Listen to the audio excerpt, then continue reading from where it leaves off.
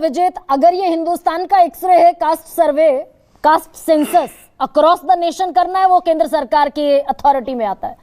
कर्नाटक में 150 करोड़ रुपया खर्च किया आपने, ये सवाल मैं कई मर्तबा पूछती हूँ।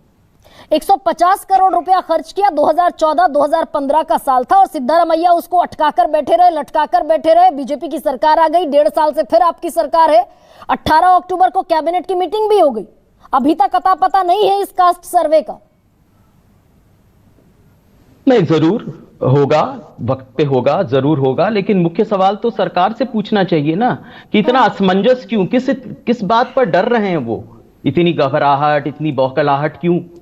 आप कहते हैं कि कांग्रेस इसलिए चाहती है कि समाज को बांटना चाहती है, तो हम अगर सामाजिक न्याय की लड़ाई तब तक लड़ रहे हैं कि समाज में जो भेदभाव है, जो एक तरह से जो ऊंच नीच है, उसकी लड़ाई हम तब से लड़ते आ रहे हैं। इसलिए हम चाहते हैं कि समाज का एक्सरे होना चाहिए, जरूर कराएंगे हम। कर्नाटक का एक्सरे तो लागू कर दीजिए पहले डॉक्टर अंशुल। हमारी नियत में कोई बगैर लाग लपेट के, बगैर घुमाए हुए, doctor Anshul, with due regard, with due respect, बगैर घुमाए हुए सीधा जवाब, कर्नाटक का एक्सरे लागू होने में क्यों लग गए इतने बरस? 1.5 साल हो गया सरकार को। सारी कोई नहीं, कोई समस्या नहीं है, लागू होगा, सार्वजनिक होगा, सब कुछ होगा। लेकिन आप 10 साल तक सरकार में हैं, अभी तक इतना असमंजस क्यों नहीं कहते हैं कि कब ये लागू होगा कि नहीं होगा? एक आप जवाब दीजिए भाई। प्रधानमंत्री तो ये कहते हैं कि यहां पर तो जाति प्रथा है ही नहीं। तो साजिश तो सरकार की ये है कि जो सामाजिक न्याय की लड़ाई है वो लड़ाई ही नहीं, क्योंकि वो बेबुनियाद है।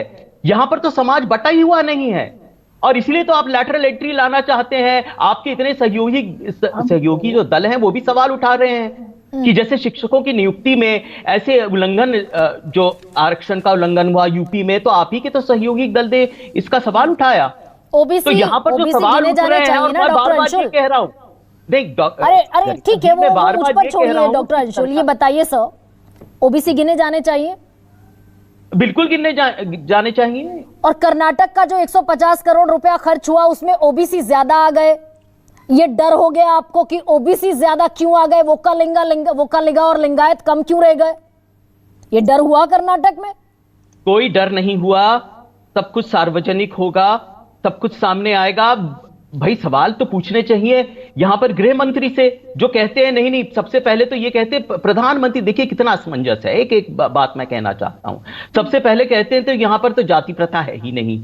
सबसे बड़ी जो एक जाति है वो गरीब की जाति है, और एक स्वीकार तो किया कि 80 करोड़ एक निःशुल्क जो एक तरह से जो अनाज हो रहा है, उन्होंने स्वीकार किया कि यहां पर 80 करोड़ गरीब है, और ये भी नहीं जानते क्योंकि यहां पर जनगणना हुई नहीं है। और सबसे बड़ा सवाल है कि इनकी हिम्मत नहीं जनगणना करने की, तो ये जातिगत जनगणना क्या करेंगे? और जितने भी सरकार के जो आंकड़े आ रहे हैं 10 साल से, क्योंकि जनगणना हुई नहीं, क्योंकि इनकी हिम्मत नहीं हुई, इनकी फितरत नहीं है, इनकी तबीयत नहीं है, जितने भी आर्थिक और सामाजिक आंकड़े आ रहे हैं, ये बहुत गंभीर विषय है गरिमा जी।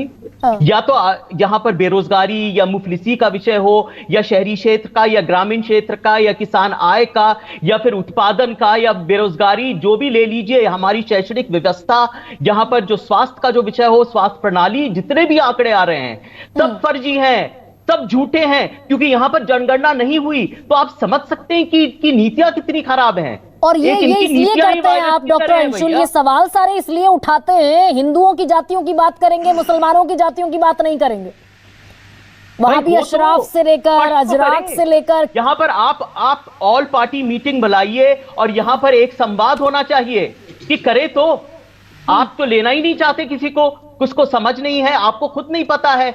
कोई कहता है कि नहीं होना चाहिए, कोई कहता है आंकड़े ठीक नहीं है। आपके सहयोगी दल आपके दबाव डाल रहे हैं, उनकी बात सुनेंगे कि नहीं? दलील लेके तो नीतीश कुमार जी गए थे यहां पर केंद्र सरकार में कि होना चाहिए। क्या करेंगे आप? तो ये आप बताइए, स्पष्ट करिए कि कब होगा। यहां पर हमने तो